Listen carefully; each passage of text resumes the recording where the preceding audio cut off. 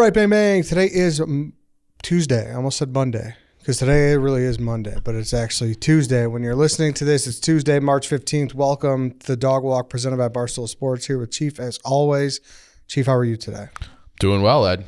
You recovered from St. Patrick's Day. Why are you grinning over there? Because I'm like so thrown off by you right now. If you're watching on YouTube, which if you are, please subscribe. You're like noticeably dressed nice. The hair's done and it's Monday. I just feel like you got something going on today. You got a job interview?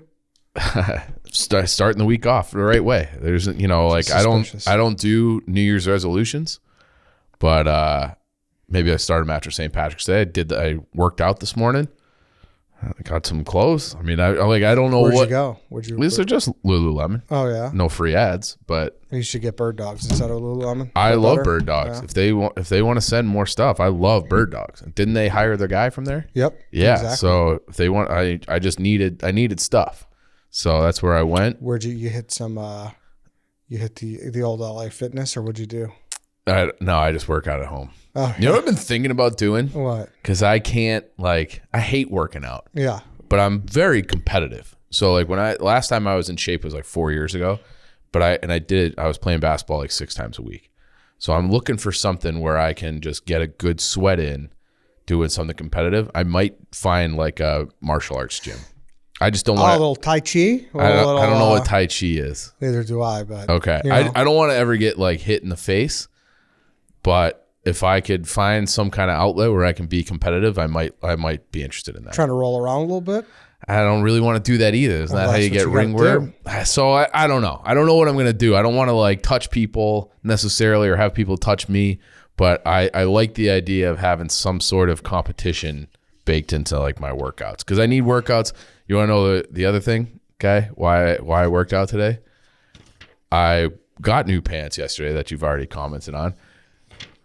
First time, this is the biggest waist size I've ever had. Okay. So it was holy shit, I need to get in shape here. Okay. I need to reverse course, otherwise I'm just going to be an old guy. Starts with wearing no hat today too, so. I mean, no hat is somewhat common. Drinking coffee water as well, folks, if you're watching too. Savage move. This guy just filled up his old coffee with water. Mm-hmm. And it's but you're not telling the story. I went to get a coffee, an iced coffee, and we have waters. None of them were cold. I had all the coffee. If you have an iced coffee, the bottom third is all ice. I just didn't want to drink lukewarm water. So I filled up the ice, and there's a little coffee residue left, but I already established that I like the coffee flavor. So I'm just going to drink the rest with a hint of coffee as opposed to dominating coffee. It looks like you literally dunked it in a creek and picked it up. I mean, that's what that water looks like. It does look gross. It does. I'll give you that. It's not clean looking water, but it's just, who's our guy? Who's our water guy? In the office? Yeah. Who's in charge of filling it up? The company. Body Armor. Body Armor. Yeah. So it's good, clean water. Just a little hint of coffee in it. All right, coffee water. Sorry. I didn't want to waste anything. Sorry, it was just a stunning Monday. I just didn't see it coming at all from you. A couple things. This is a big week for us. Yeah, it is. Yeah, it is a big week. We got March Madness. We got everything. So yeah, a lot going on. Big week. Before we get into it, though, this past weekend was probably a big weekend for everybody. Yeah. Drinking some Miller Lite. I love Miller Lite, and a little hint of milk, a hint of green in it too. So St. Patrick's Day, a little food dye in it. Something about it I don't know if it tastes better, but it brings you a little bit more joy when there's a little green in it. And it's a once a year thing. Now we're back to that amber, that golden amber color that's, the whole rest of the year. And you know what? The weather turned. It's kind of nice right now. Makes me want to go sit in Wrigley right down the street, have a Miller Lite. Such a great setting. That's it's such a benchmark, St. Patrick's Day weekend in Chicago. You just get there and you just know everyone's going to be having a good time. The weather's going to be a little better, even though it wasn't nice. There was still the brightness. There was some brightness. That sun was there. Yes. And it is that Miller Lite kind of season. It really is. So Miller Lite, great taste, 96 calories. Go to MillerLite.com/redline to find the delivery options near you, or you can go to you could pick up Miller Lite pretty much anywhere that they sell beer. It's Miller time. Celebrate responsibly. Miller Brewing Company, Milwaukee, Wisconsin. 96 calories and 3.2 carbs per 12 ounces. All right, Chief. What's the topic of the day? I'm done trying to figure out what's up with you. We're talking about Russian oligarchs, specifically the guy named Roman Abramovich, who is the owner of Chelsea, the soccer team in London. Because he has a wild story, and he's been in the news because the UK has come out and they're basically, who was the guy with the Clippers who was a big racist? Donald Sterling. Donald Sterling, still to me the greatest court deposition of all time. It was crazy, that guy. Do you remember? What he said about Magic Johnson and whatnot? No. He has this. He was talking about this girl in the back of his limo, and he's talking about like he's rambling on. Oh, she started sucking on me. She started doing this, and I liked it, and this and that. And it's this long, drawn out, rambling, like perverted court deposition. And then the lawyer goes, "Sir, the question was, is this your signature?" So he just had like this long thing about getting head in a limo, and all he had to do was answer the question was, is this your signature? Yes. And so, but basically, the way the NBA forced him to sell the Clippers, the UK government and the English Premier League is forcing him to sell Chelsea. And this is a team he bought in 2003. And he bought them for just under $200 million, and they're now reportedly worth an estimated $3 billion. So they're forcing him to sell it. The government has gone beyond that. They've frozen all of his assets to the point that like the Chelsea team, like they have this special, like they needed a special allowance basically to allow them to just continue to play games. So if you have a ticket to Chelsea, you can go. But they're not allowed. If there were tickets available, like let's say there's 3,000 seats and they got a big game coming up, you can't buy them. So there's no more. If you have season tickets or you had previously purchased tickets for games later in the season, you can go, and they're playing games, but they can't sell any more tickets. They have locked up the Chelsea like store. So if you wanted to buy your Christian Pulisic jersey or whoever else at the store at the stadium, can't. So they're like really limiting everything, and they're forcing the sale. And it's basically because this guy, Roman Abramovich, is and has been tied at the hip to Putin for decades now. So he's like one of the OG Putin oligarchs, and his story about where he came from and how he ended up in this position is wild and fascinating. So that's what we're going to get into today. Damn. Yeah. Yeah, not a soccer guy. Yeah. Obviously, I know it's wildly popular and whatnot, but I know Chelsea's like, that's a team I always hear of. Yeah. Like well, it's because the best American ever plays for them. Mm-hmm. And this Roman Abramovich guy, he was like the first real true billionaire, because they don't have a salary cap of any kind in soccer. So basically the way it works is if you want a player, you can just go buy him. And if it's like, oh, well, he's not for sale. Well, it's like, how about another $40 million? And then it doesn't matter if it's Messi or, like the Michael Jordan of soccer, most teams around the world are going to be like, all right, like you can have him. And that's what he did. So he's the, like Chelsea, like we know him now as like this big time powerhouse, but they hadn't won a league title in 48 years before he got there. Since he got there, they've won 5, and they also won like the Champions League. So he took them from, it's kind of like Bob Kraft in a way, where it's like before Bob Kraft, the Patriots in New England were a joke, and they were just like, they made one Super Bowl, they got crushed by the Bears, and they were usually like a terrible, terrible team. He buys them in 93 or something like that. And then they went to the Super Bowl and lost the Packers in 96, and then Brady, Belichick, and the rest is history. Now he's like one of the guys, like one of the preeminent owners in all sports. That's kind of what Roman Abramovich did, where he came in and put so much money into the team. He said that he spent like $1.5 billion, maybe $2 billion on the team, and that was unheard of before. So now, like if you're getting into buying an EPL team, and you want to win in any significant way, you have to be like a billionaire. And that's why you see, I wonder if this sale, and this will actually go through, where the guy who bought the team called Newcastle is the what is his name? MBS, Mohammed bin whatever. He's a crown prince of Saudi Arabia. And he has this fund that is basically like an investment fund for the entire country that he himself runs. And he used that fund to go buy Newcastle. And now the thought is Newcastle, which used to be like one of these great English football teams, soccer teams for years and years and years, kind of fell on hard times. This guy comes in and they're saying he's just going to do what Abramovich did and just spend like $1 gazillion to make them one of the top teams again. Mm-hmm. So, but Abramovich, he's a guy who's, I think he's born in 1966. So if we want to do that math, he's, late, 50s, 60s, something like that.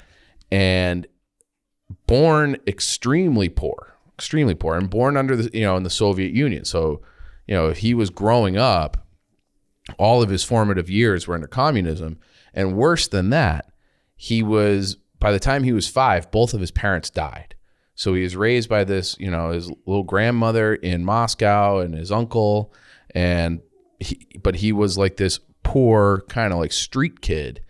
And he eventually, went to college to study I think it was like highway construction, and then dropped out and joined the military.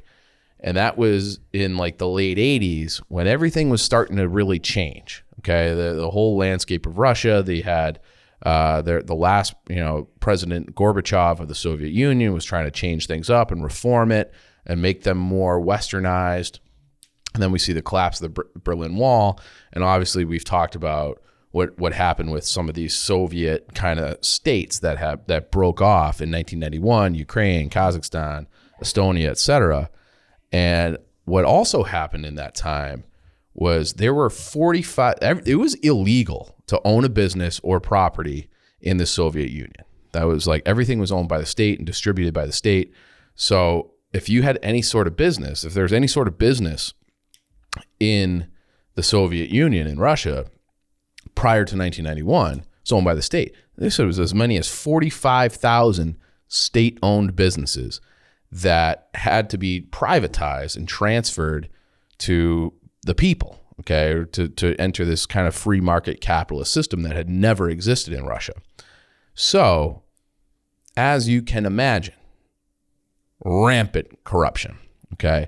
So Abramovich, he had kind of like in the late 80s, early 90s, like real early 90s, had started like doing like, he had like a toy company where he was like, selling like literally rubber duckies, like bathtub duckies.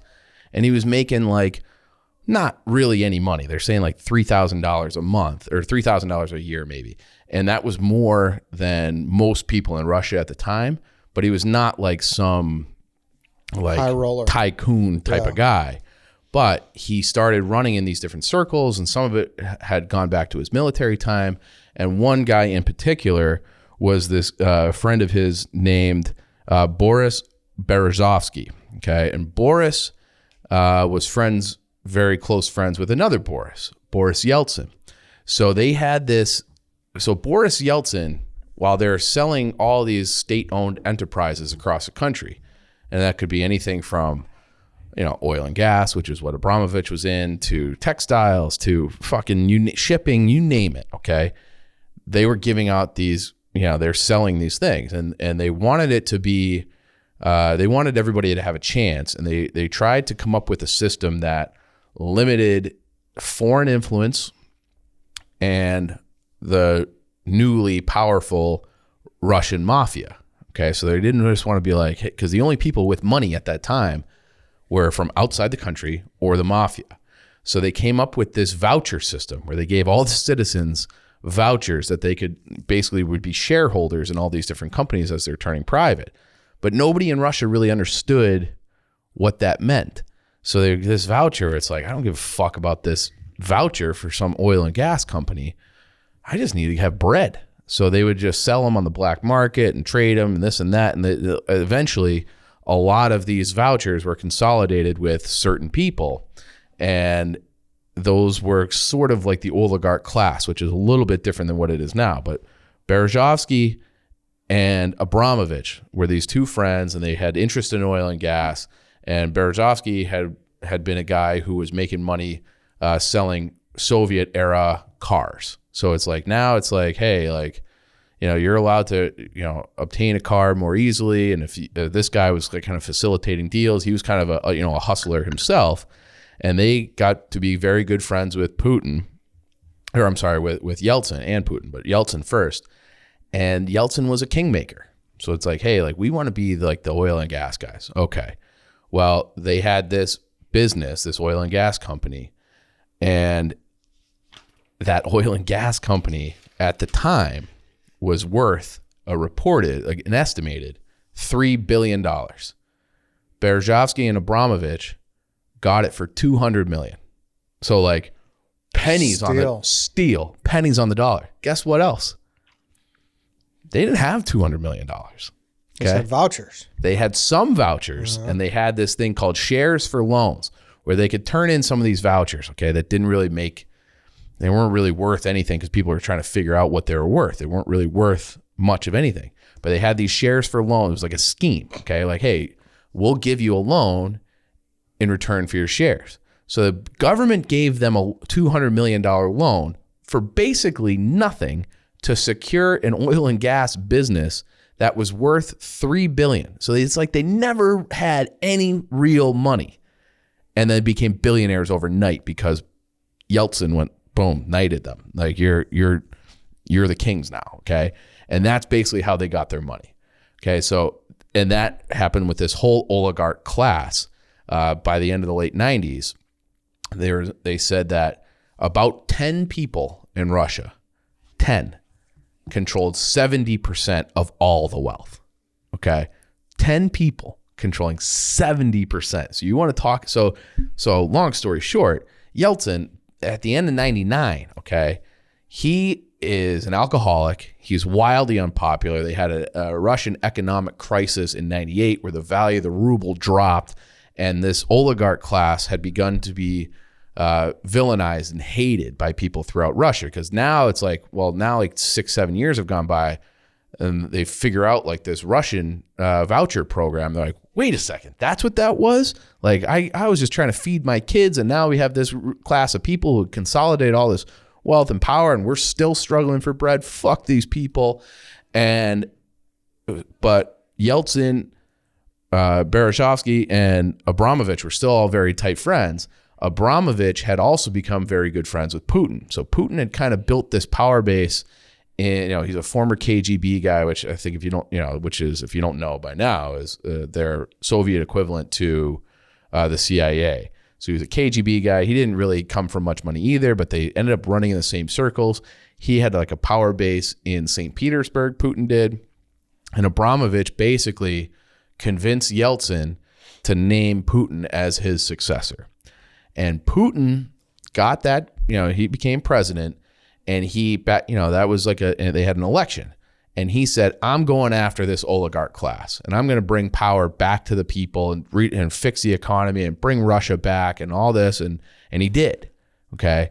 So he went after this whole oligarch class, and those like 10 people that really controlled everything. So he would, seize their assets and with some people. And if that didn't convince those people, then he would throw them in jail. Okay, be like, they'd have some tax, they basically trumped up charges on tax fraud and went after them and seized their assets. And Abramovich never got in trouble because he always played ball with Putin.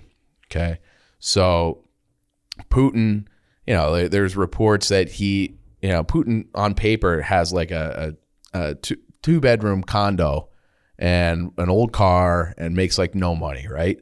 Well, it's because Abramovich and all these people, they're the ones buying these and building these palaces for him on the Black Sea. Abramovich reportedly gave Putin for his birthday one year a $50 million super yacht. Okay. It's a nice gift. Nice gift. Great. I love a good gesture. That is a nice gesture. So there was always like, you had to kick back, right? You had to kick back to Putin one way or another. You had to kick back to Putin. Otherwise, you're going to have your assets frozen or seized. You're going to be thrown in jail. And some people got exiled, okay? And part of that was Putin he was just consolidating power, and he was popular in doing so because the general Russian public saw these oligarchs as crooks, basically. And so one of the things that you had to promise Putin was your loyalty. And part of that loyalty meant you can't have any dissuasion of, or you can't pursue any political office unless I say so. So Abramovich became governor of some far off place in Siberia, but under Putin. And in 2005, it's that same company that he got for $200 million on paper that was worth $3 billion. He turned it around and sold it back to the Russian government. Guess how much for? 13 billion. Right there, 12 billion. Okay. 12 billion. Good guess. $12 billion. So a loan of 200 million that he never had 200 million, but on paper he got the loan from the government to buy the company that he ran for a long time. And he ran the company for, let's say 10, I think it was like 10 years. He ran that company for like 8 to 10 years. He got all sorts of breaks on taxes, breaks on like permits and all this different shit while he was running the company. Then for the cost of $0 basically to acquire it, he got $12 billion back from Putin. So that's a nice, I'll scratch your back, you scratch mine. Here's this company back that I got illegally, basically, through fraud. You give me $12 billion, I'll give you a $50 million super yacht and $100 million palace on the Black Sea. And that's the way it went. And that to me is fucking crazy that he had no money, basically, okay, like very little money, making $3,000 a year, and somehow turned that over the course of 8 years into being one of the richest people in the world at $12 billion. Fucking insane. Yeah. Insane. And that guy, Abramovich, started, because he's this nouveau riche, he's got all the money in the world. He has spent a reported $500 million in luxury real estate. He's got places in St. Bart's, places in New York City, London, Aspen. He's got real estate all over the world. Okay, so that's a way to kind of, if you're trying to clean up your money a little bit, you can invest some of that in real estate.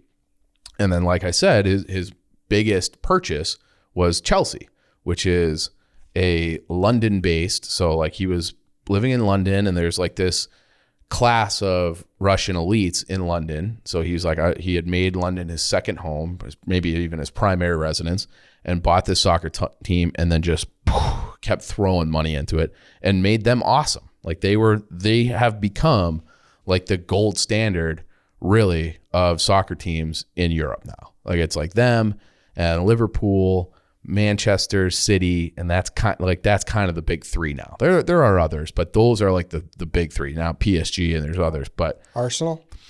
Sorry, troops. Well, that's part of the problem, right? Because Arsenal, they can't really compete financially with Abramovich because he's got all the money in the world, and so it's like you're both going after the same player. He'll outbid you by $25 million just because he can. And when he did one interview with the BBC prior to right as he was taking over.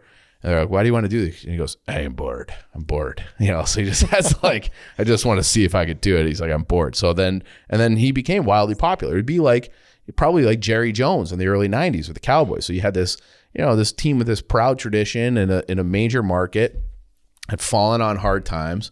And then you bring them to glory like they had never seen. And so he's like a very popular guy.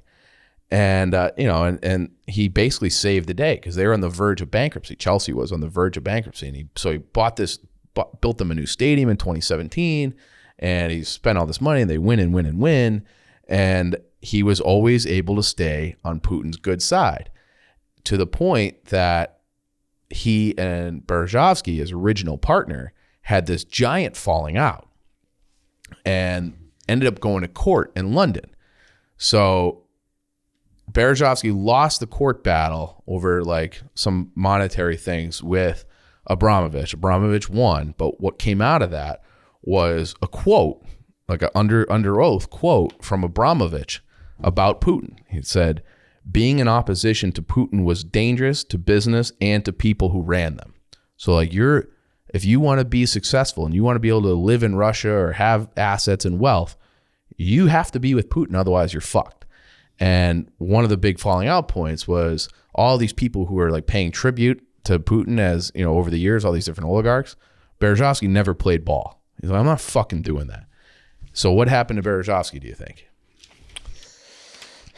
He's, I mean, something's got to give. He got Epstein. Yeah, exactly. He got Epstein. He's found dead in his apartment. In oh, fuck. I didn't know that. Yeah. A year after that court settlement and that quote comes out, Berezovsky found dead in his London apartment and by an apparent suicide. Okay. There's like the media has been calling it a suicide. And the coroner, though, said it was the open verdict, meaning I don't know if this is a suicide or if he got murdered or what. But, you know, we did a podcast maybe 2 years ago about all of Putin's, basically his hit squad. Like he's had all these rivals. Either, you know, we talked about the people who were exiled, talked about the people who were thrown in jail. We did one about Navalny, journalists, all these people just get gunned down, broad daylight, or thrown in jail, or just, there's a lot of people who are rivals of Putin ended up killing themselves mysteriously.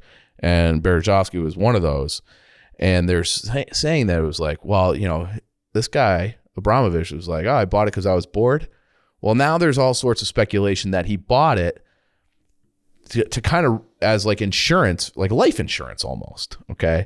Because if he bought that club, he could, and he still was working closely with Putin, but, you know, like if you're opposed to Putin, it's dangerous. You get on Putin's bad side, who knows how easy it is to get on his bad side, Yep. Okay? So he said that there's speculation that it was like, well, I can just become like a Steinbrenner or a Jerry Jones or a Bob Kraft, where it's like, I'm not doing anything political, but I am raising my profile to the point of being this tycoon in the sports world, where if I ended up mysteriously murdered, suicide, that would raise a lot of red flags. So he wanted to raise his profile, but in a non-threatening political way.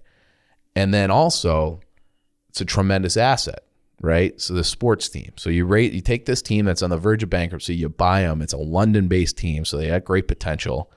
And he pumped, you know, $1.5 billion of his own money in to get, you know, in the form of loans, which we can get into why they do that. But now it's like he has this asset that he is forced to sell, and he's saying that he will donate profits and this and that. We'll see. But for $3 billion. So it's like you have your money in other places that can't necessarily be touched and confiscated by Putin. So you keep your money in St. Bart's, you got your ski chalet in Aspen, you got the soccer team, and all of a sudden, like you have a lot of wealth that is protected. Now those assets, because he's seen as an ally of Putin, and he was still an ally of Putin. The World Cup of soccer was in Russia in 2018, and by all accounts, Abramovich, because of his prominence with Chelsea, is such a big player in that world, really was the guy who, along with probably a lot of corruption with FIFA and bribes and this and that, but he has no problem doing bribes, got the World Cup to be in Russia for the first time ever. So that was like, so they're working together all the way up through like recently, where he's tried to distance himself from Putin. But Abramovich says, you know, he's like, I don't know, I'm not friends with Putin. There's all kinds of pictures with him with Putin. And then, so he's denied like before, like last week, like, hey, like, I don't, you know, I know him, I'm not like friends with him, like we're not close.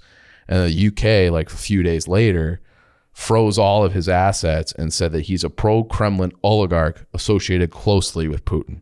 So this guy's probably fearing for his life 6 ways from Sunday. He's like, Putin's pissed at me. We got all, you know, the CIA, MI6, all these different agencies are coming after his assets, and he's probably scared shitless with nowhere to go.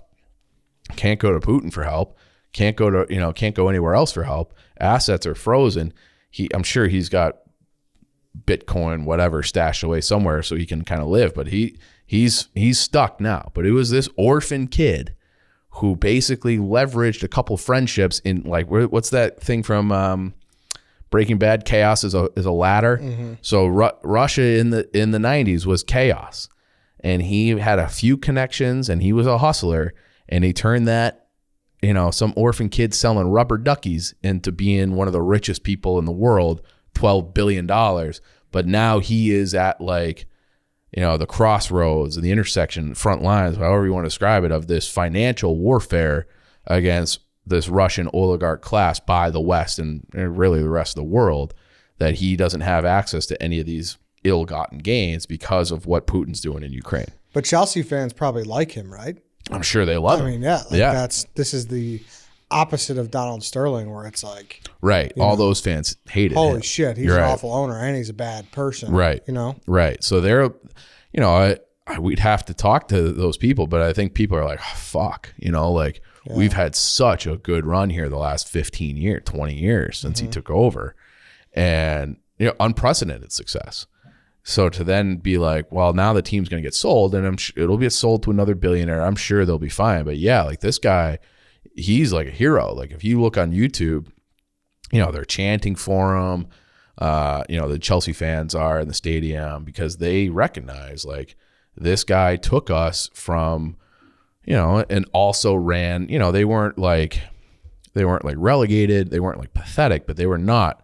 They're a team that would, a West Ham, like they finished in the middle of the table and, whatever. Like then no one really cared. To, oh my God, you say Chelsea, who's not a soccer guy, knows him. So it's an international brand, and it's based on his money that he got from this oil and gas thing that he never had any rights to anyways, but he just leveraged friendships and corruption to get loans and secure these things. So Yeltsin and other power players in Russia, Putin, could just kind of pick and choose who they wanted to be the successful guys. And Putin really was the one who was like, if you're not with me, it's like the old George Bush quote, either you're with me or you're with us or against us. And if you were not with Putin, you're fucked. Yeah. So you're like to the point that you're murdered, jail, exile, or all your money's just stolen. So and Abramovich was able to play that game with Putin right up until, I wonder if he was like, don't fucking do it, man.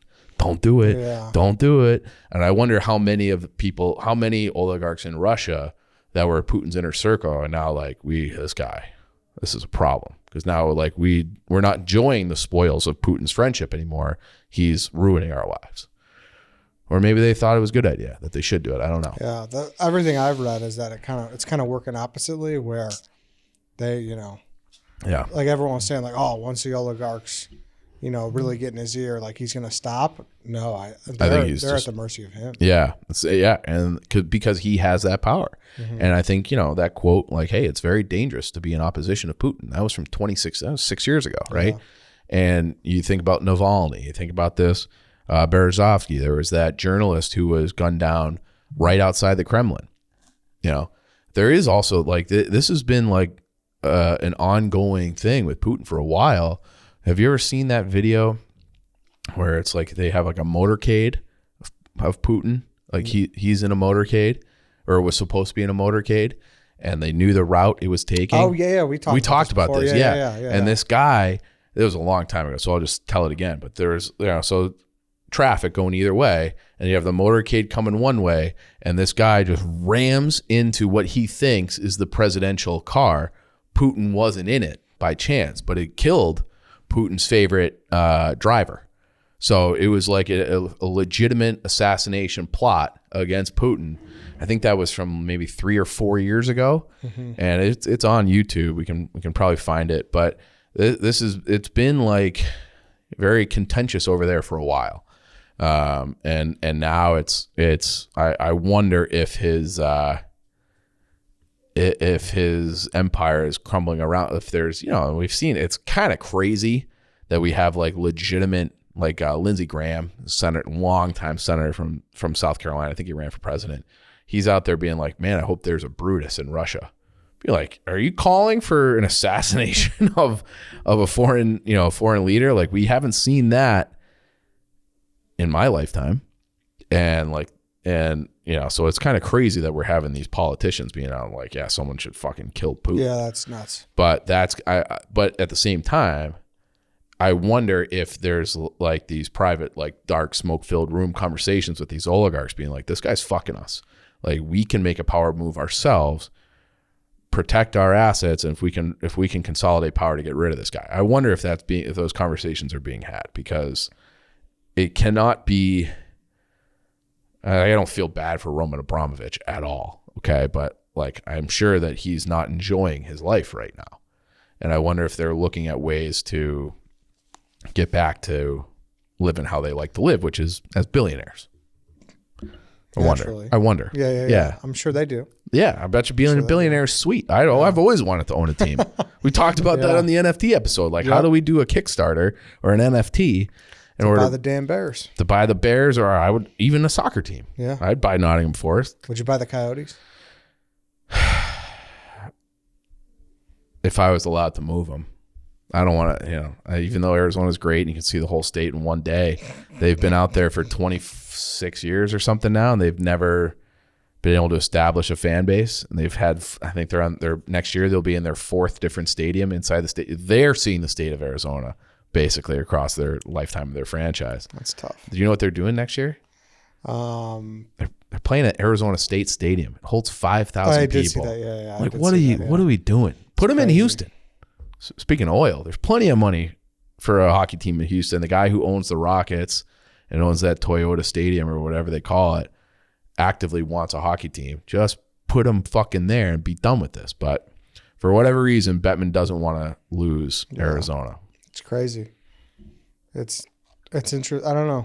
Who knows? I have no idea behind it is. Yeah. Man, I don't know. We'll see what happens here too, because it kind of feels like the oligarchs and the Putin thing, something has to really happen at some point here, right? It feels like now it's just kind of like a stalemate. It does feel like how long because I think a lot of people thought this would be over quickly. Mm-hmm. I think Putin probably thought that. Like, we'd steamroll in. They offered Zelensky, the prime minister, president, I'm not sure what they call him, of Ukraine, asylum in the United States and other places. He said, no, I'm staying here. I'm fighting.